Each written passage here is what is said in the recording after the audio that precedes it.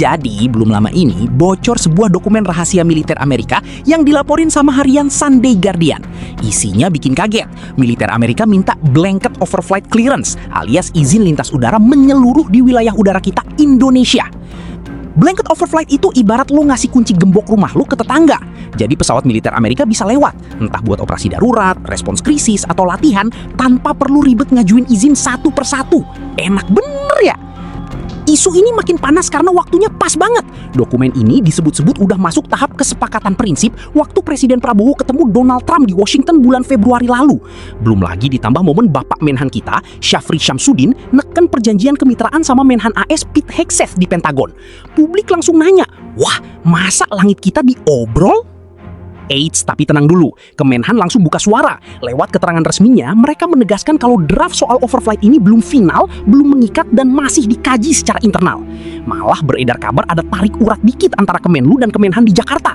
Kemenlu ngirim surat rahasia awal April kemarin, ngingetin kalau ngasih izin ini terlalu luas, RI bisa terseret ke pusaran konflik asing. Nah, disinilah drama sesungguhnya dimulai.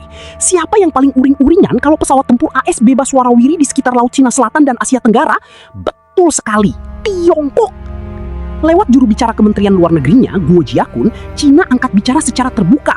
Guo ini dengan nada halus tapi nyelekit ngingetin, kerjasama pertahanan antar negara tuh nggak boleh nargetin pihak ketiga dan nggak boleh merusak stabilitas kawasan. Nggak cuma itu, Cina juga mengingatkan soal piagam ASEAN dan Treaty of Amity and Cooperation atau TAC. Maksudnya tuh nyindir halus. Indonesia, inget loh sesama anak ASEAN kita punya aturan. Jangan sampai wilayah kalian dipakai buat ngancam negara tetangga. Wah, Beijing beneran main strategi hukum kawasan nih buat nekan Amerika lewat kita. Tiongkok wajar aja geram bos. Bayangin kalau blanket overflight ini disetujui Indonesia.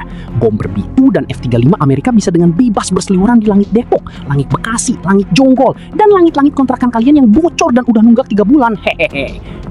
Tapi di luar jokes tadi, ini masalah kedaulatan yang super serius. Pakar strategi dari PPAU alumni US Air War College, Agung Sasongko Jati juga udah ngasih warning keras di berbagai media nasional.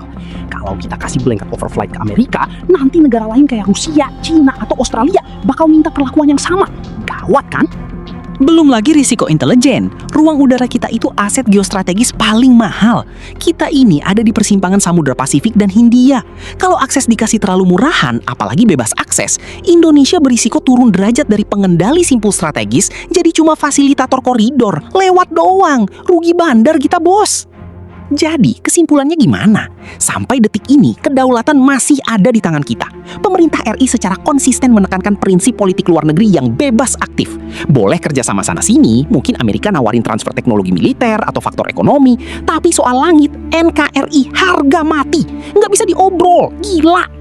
Menurut kalian gimana Sobat Bilokalis yang budiman? Apakah kita harus tolak mentah-mentah permintaan Paman Sam ini? Atau ada kompromi yang bisa nguntungin Indonesia tanpa bikin si naga ngamuk? Coba tulis komentar kalian di bawah.